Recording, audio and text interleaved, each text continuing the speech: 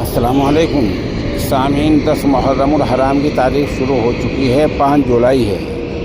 خبر کا عنوان ہے مذہب تبدیل کرانے کے الزام میں گرفتار۔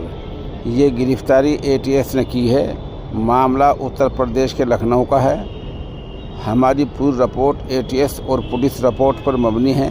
پولیس نے جو کہانی تیار کی ہے، رپورٹ وہ سن لیجیے۔ اتر پردیش کی راجدھانی لکھنؤ سے ایک بڑی خبر سامنے آ رہی ہے۔ یہاں غلط طریقے سے مذہب تبدیل کرنے کے الزام میں جمال الدین عرف چھنگورا بابا کو UP ATS نے گرفتار کر لیا ہے۔ ان پر ناجائز طریقے سے مذہب تبدیلی کرانے کا الزام ہے۔ ان کے گینگ کے تعلق میں کچھ خاص باتیں سامنے آئی ہیں۔ بلرام پور ضلع کے اترولہ تھانہ علاقے کے مدھوپور کے رہنے والے نسرین، جمال الدین، محبوب وغیرہ کے نام سے کئی مشتبہ اشخاص کے رہنے غیر ملکی فنڈنگ سے 1 سال کے اندر کروڑوں روپیوں کی جائیداد بنانے، شو روم، بنگلہ، لگژری گاڑیاں خریدنے کی شکایت ملی تھی۔ جانچ سے پتہ چلا کہ جمال الدین عرف چھنگورا بلرام پور میں 3-4 سالوں سے رہ رہا ہے۔ اسے اسی ایڈریس پر ممبئی کے نوین گھنشیام اپنی اہلیہ نیتو روہرا، بیٹی رمالے روہرا کے ساتھ رہتا ہے۔ تینوں بنیادی طور پر ایک ہی علاقے کے ہیں، جن کا برین واش کر کے چھنگور شاہ نے انہیں اسلام مذہب میں شامل کر لیا ہے۔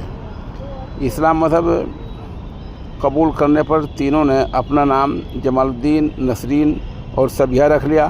ان کے ساتھ چھنگورا بابا گرام مدھوپور میں چاند اولیا درگاہ کے بغل میں رہ رہے ہیں۔